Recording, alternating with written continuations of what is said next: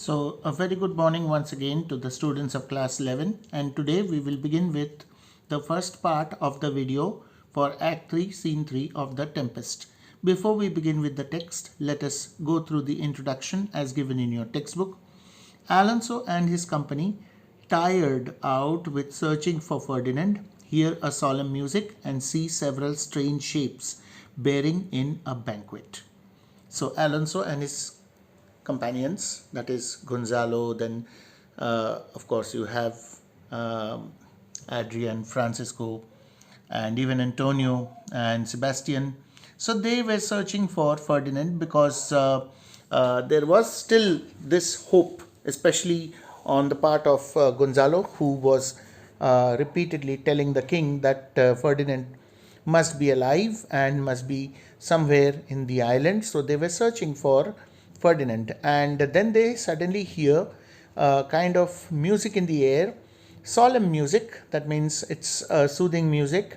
It's actually Ariel who plays music to draw the entire group of people with Alonso, including Alonso himself, towards a particular area not very far from Prospero's cell, where some spirits impersonating some strange shapes or figures, they carry food items and lay out a table and lay out the food on the table and then invite Alonso and his companions to have the food.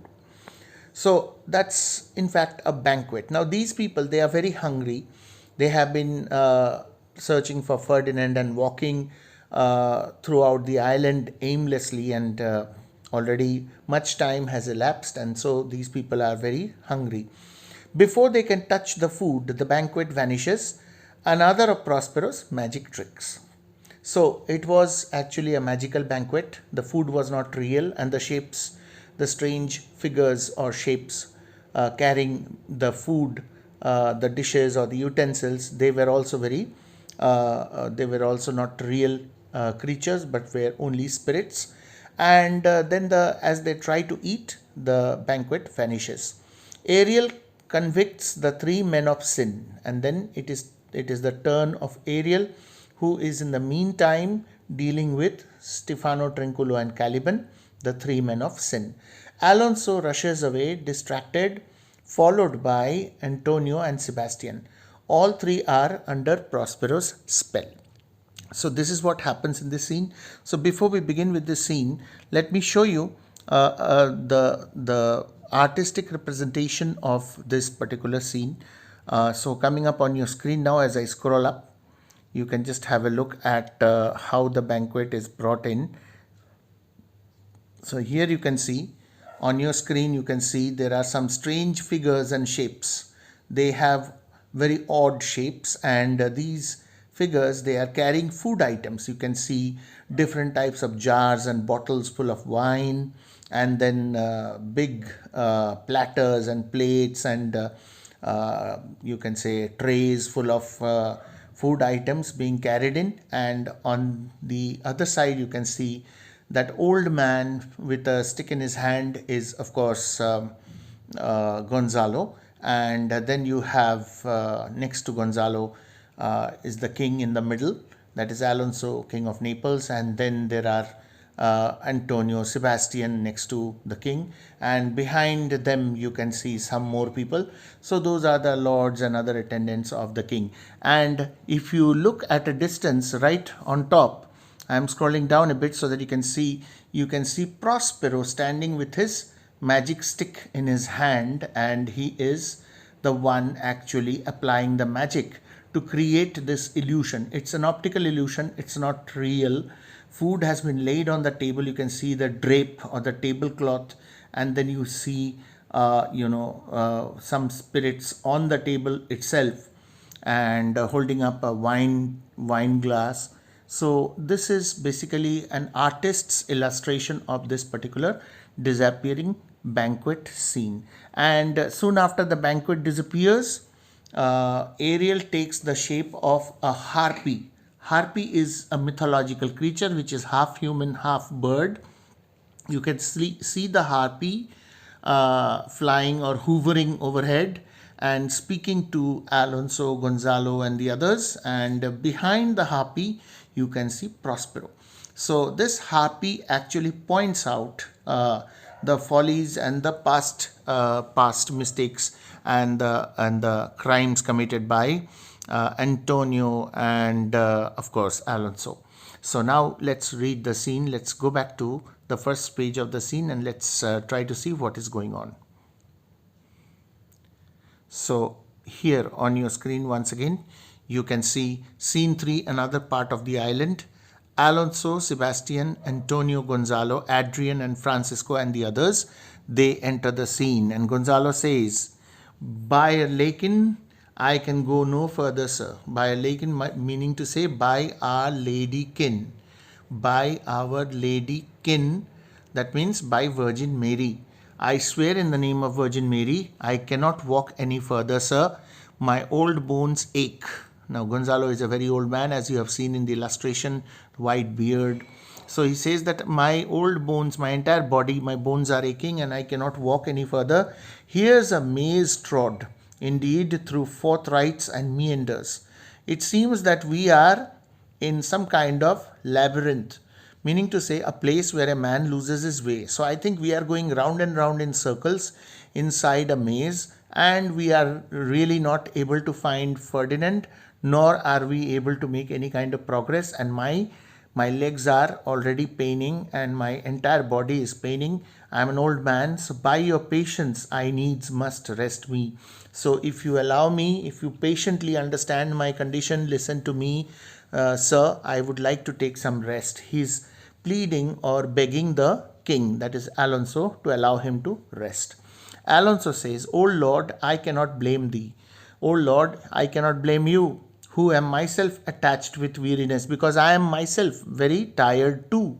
I am also weary, I am also tired, so I cannot blame you. You are older than me. "To the dulling of my spirits," and even my spirits have become dull or grown dull. "Sit down and rest. Even here I will put off my hope." You can sit down and take rest, because I think I must forget about the hope, the false hope that I have been having or harboring so for so long, that I'll be able to find my son Ferdinand, and keep it no longer for my flatterer. So I will no longer allow this false hope to flatter me. I have had enough of this searching. I am sure he is drowned, whom thus we stray to find. We are straying or wandering about to search and find Ferdinand, but I am sure that he is no longer alive, that he must have died by drowning. "And the sea mocks our frustrate search on land." Well, let him go.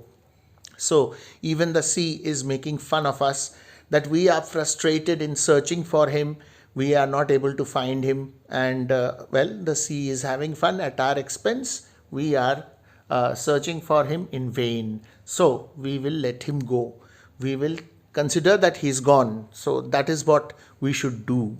Antonio says, in the meantime, aside to Sebastian. We already know that these two are conspirators against Alonso and Gonzalo. So Antonio, and he is the chief conspirator, and he is the one who is brainwashing Sebastian from time to time. So now Sebastian is kind of listening to Antonio most of the time. So he speaks aside. That means the others present on the stage should not be able to hear. Only he and Sebastian are in conversation. Of course, the audience is able to hear.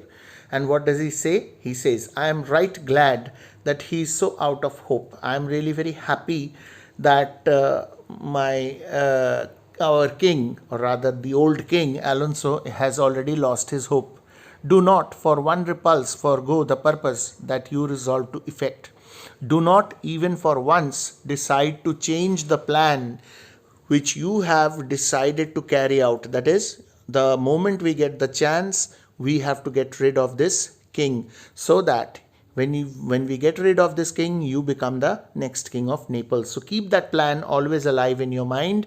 Do not even for once think about changing your mind, because if he loses hope about finding his son, then he will be so depressed that he will not be able to focus on other things, and that will give us the opportunity to get rid of him, and then, Sebastian, you will become the next king of Naples. So this is what he is once again reminding him, the evil conspiracy which they had already the evil plan which they had already made, or the conspiracy they had hatched. He is reminding his partner Sebastian about it. So then Sebastian responds, aside to Antonio, the next advantage will we take thoroughly. The very next chance that we get, at the right moment, we will take the opportunity and we will do what we have to do. So with that, we finish off with the first page. We move on to the second page, that is page 88 of the same scene. And Antonio says, aside to Sebastian, let it be tonight. Then let us do it tonight. For now they are oppressed with travel. They will not nor cannot use such vigilance as when they are fresh. So then let's try to kill the king tonight, because already everybody is tired walking and wandering about in this island for so long. So tonight the king will sleep, and he will have a very deep sleep. So they will not be able to keep watch, as they will not be able to take care of their own safety, and that will give us the opportunity to get rid of both Alonso and the old counselor Gonzalo. Sebastian says, aside to Antonio, I say tonight no more. Yes, I say that we do it tonight. Now let's not talk about this anymore. And just as they finish, there is this sound of solemn music in the air.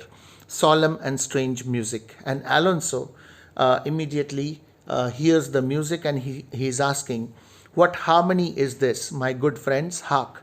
What is this music, my good friends? Listen. And Gonzalo says, marvelous sweet music. Alonso and Gonzalo, they are wondering about this strange harmony or music which they can hear. And suddenly Prospero enters the scene, invisible to them, but visible to the audience. Enter several strange shapes, bringing in a banquet. So like I told you, several strange figures, they were carrying food items on platters, on plates, on trays, and it was a complete banquet. They dance about it with gentle actions of salutation, and inviting the king and others to eat. They depart. So they lay out the table and they dance about the table, as we have seen in that illustration, and they invite the king and his companions to join the feast, or rather come to the table and start eating the food. So Alonso says, give us kind keepers, heavens, what were these? Now Alonso is definitely shocked and surprised, and so he prays to God, and he says to the heavens above, that is to God, kindly send us good angels to protect us, because these shapes which we saw just now, we wonder what they are. And Sebastian says, a living drollery. Well, it is a living puppet show. Drollery means puppet shows. The meaning is given alongside, so you can always look up the meaning whenever you are having any doubt. Meanings are provided for all the difficult words and phrases, so from time to time refer to it. And then he goes on to say, now I will believe that there are unicorns, that in Arabia there is one tree, the phoenix is thrown, one phoenix at this hour reigning there.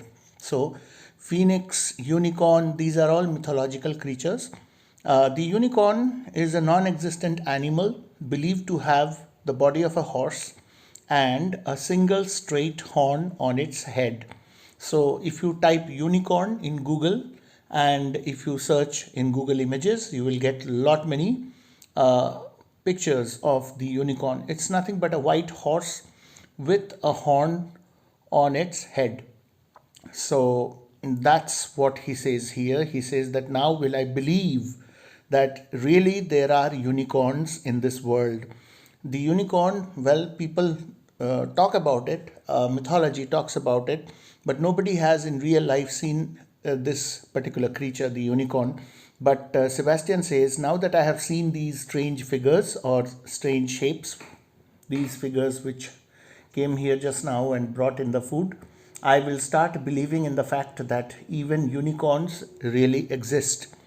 And I will also believe that in Arabia, in the desert of Arabia, there is one tree, as the mythology goes, and in that tree lives the phoenix. At this moment, the phoenix lives there. It is the throne of the phoenix, or it is the abode of the phoenix. Now, what is a phoenix? A non-existent bird, just like the non-existent unicorn. Phoenix's throne is the nest of a phoenix high on a tree. Now, the phoenix is a bird. According to a myth, there is only one bird of this kind at any one time. It lives for 500 or 600 years in the Arabian desert and then burns itself to death.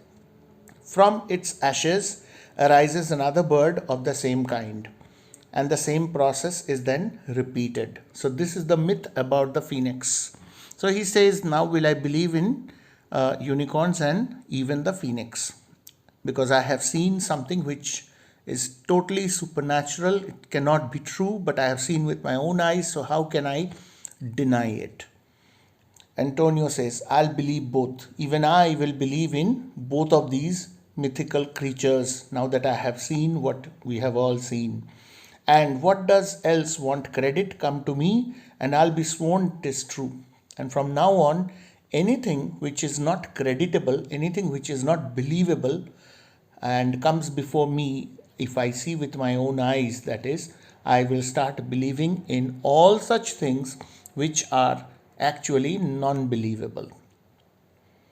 Travelers never did lie, though fools at home condemn him. So, the travelers who go to foreign lands and come back after many months or many years and talk about strange creatures they have seen in foreign lands, they have never been telling lies. People at home, those who don't travel, those who don't go out of their countries, don't go across the seas, don't go to strange lands, they simply don't want to believe the stories of the travelers. But now, from now on, after what I have seen, I will believe in those tales also. So that is what he is talking about here. Gonzalo says, if in Naples I should report this now, would they believe me? If I happen to go back to Naples and if I tell the people of Naples what I have seen, do you think anyone will believe me? If I should say I saw such islanders, now these people, Gonzalo and the others, they have this feeling that they have just seen the creatures who live in this island. So that is the reason why Gonzalo is referring to these strange shapes as the islanders. So I saw such islanders, if I should say this to the people at home. For certs, meaning to say for certain, these are people of the island. So these people are the ones who live in this island, and whom we saw just now, who disappeared just now, they are nothing but the residents of this island. So with that we finish with page 88 and we move on to page 89. So, who though they are of monstrous shape, yet note their manners are more gentle kind than of our human generation you shall find many, nay almost any. So he says that though they have very terrible shapes, because these creatures, they had such horrible, terrible shapes, yet they have very good manners. In fact, they have better manners than even some of us. He indirectly, he talks about mankind. So he says that their manners are more gentle than our human generation. Why? Because even if these creatures have very strange and horrible or fearful or fearsome kind of shapes, they have actually shown their courtesy, they have actually shown their generosity by not only bringing in the food for us when we are hungry and thirsty, they have also laid out the food on a table like a banquet or like a feast. Banquet means grand feast. So they have laid out the table and they have invited us. Their body language, through their gestures, they have invited us to enjoy the food. So they really have good manners. You shall find many, nay almost any, meaning to say that it is difficult to find such people among us. In fact, our race, human race or human generation may not be able to produce very many of these creatures or people who have such manners. So this is what he is remarking. Now, in the meantime, Prospero is speaking aside. Asides are meant for the audience. Asides are not meant for the other characters on the stage. So remember, Prospero is talking about Gonzalo, but not to Gonzalo. He's speaking aside. It's nothing but in those days the asides were actually the devices used by the playwright to reveal what is going on in the mind of certain characters. So, honest Lord, thou hast said well. So Prospero is remarking about whatever has been said just now by Gonzalo. Honest Lord, you are an honest nobleman, and what you have said, you have really said it well, that these creatures have more manners than one can possibly find among the human generation. For some of you there present are worse than devils. Now Prospero is hinting at Antonio and Sebastian, because some of you, that means some people among you, that is those who are in your group, they are, though they have the human shape, they are worse than the devils, meaning to say Antonio and Sebastian, because Prospero has complete knowledge about what these two were planning to do. Ariel has reported everything to Prospero, and so Prospero knows. And plus, of course, we know that Antonio has wronged Prospero in the past, and now Sebastian is with Antonio and listening to his words and is conspiring to kill his elder brother. So that is the reason why Prospero says this. Now Alonso says, I cannot too much muse such shapes, such gesture, and such sound. So I cannot too much wonder at. Muse means to wonder at, meaning is given. Such shapes. Now I cannot think too much. Whatever I have seen, now my capacity to think is now almost zero, because I have thought and I cannot think anymore. Such gesture that they have shown, and such sound, well, I don't know what to make of this. Expressing, although they want the use of tongue, a kind of excellent dumb discourse. Although they did not use any language or did not speak to us, these shapes or these strange creatures, they have, through their body language, through their gestures, they have given us a clear idea about what they want from us. That is, they have invited us to join the banquet and enjoy the food. So it was an excellent job done by these creatures. It was a dumb show, but at the same time, whatever they had in their minds, they have been able to convey to us.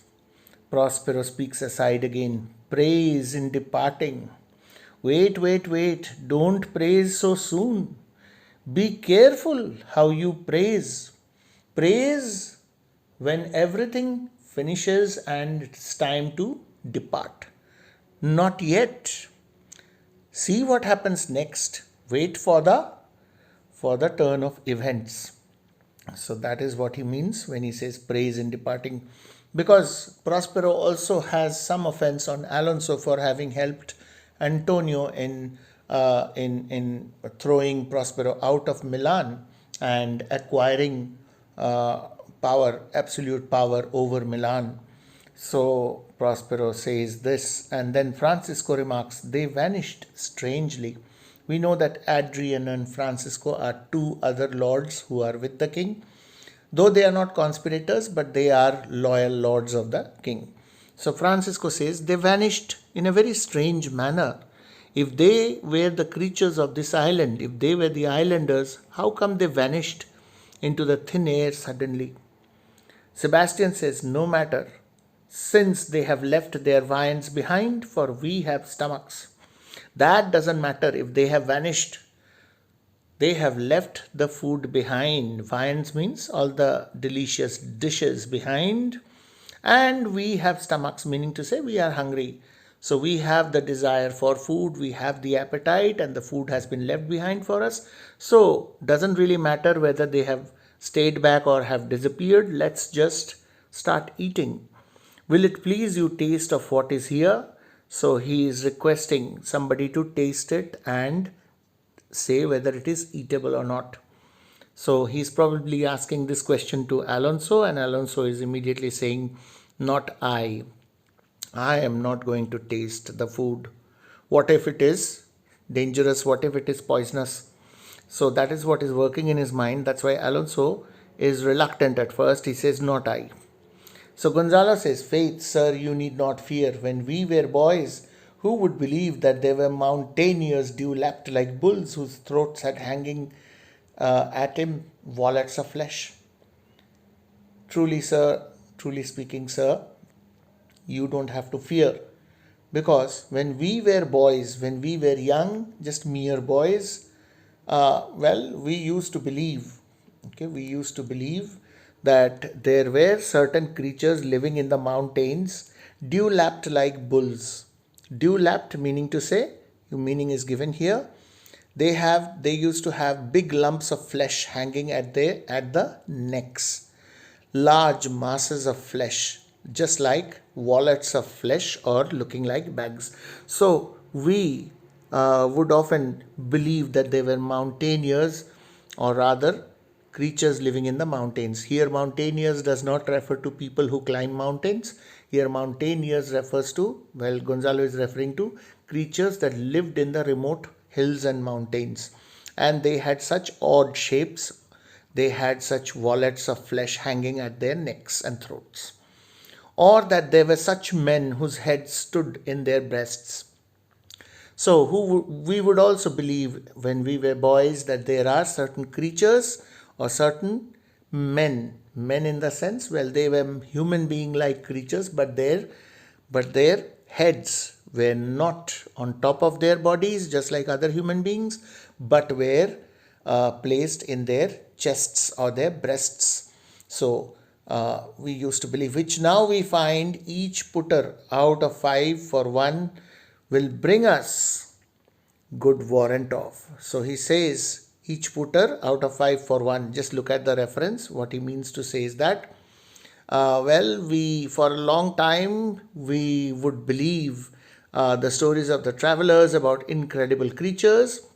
Each traveler used to set a certain amount of money, that is, they were assured 3, 4 or 5 times the sum on their safe return. Now in those days, whenever people decided to go abroad or to go to strange lands for exploration, for the purpose of exploration and adventure, they would put aside some money, certain amounts of money.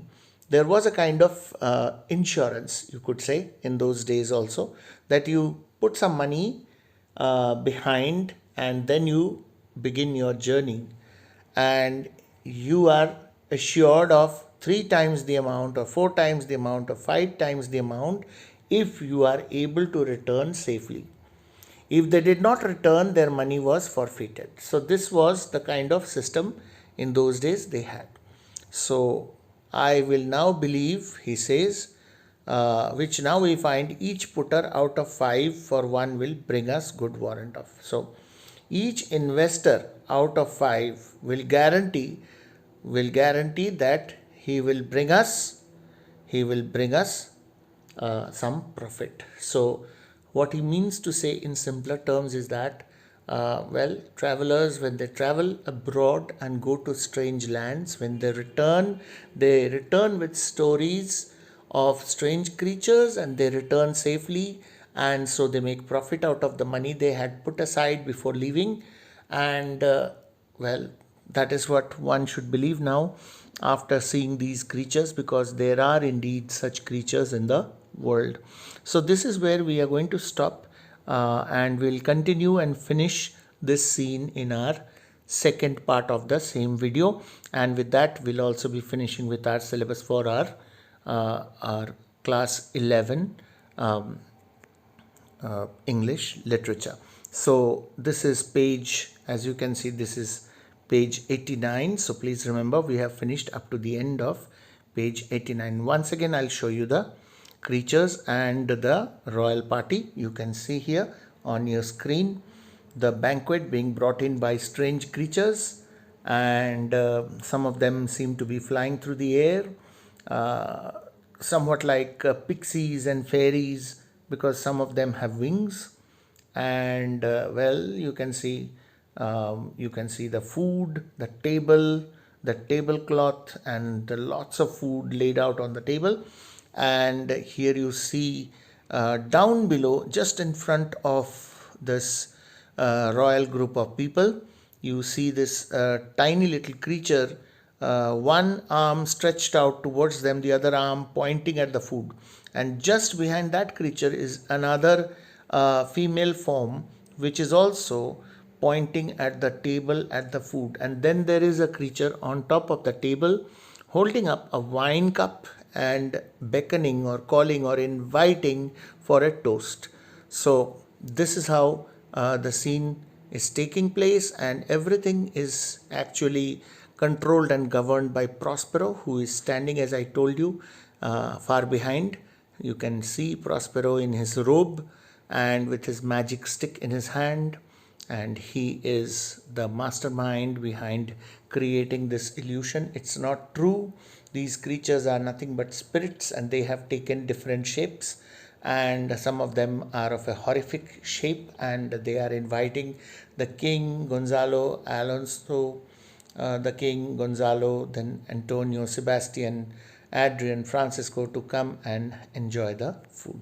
So this is where we will stop at the end of page 89, and the second part, the final part of this video, will begin from page 90. So that's it. Thank you very much.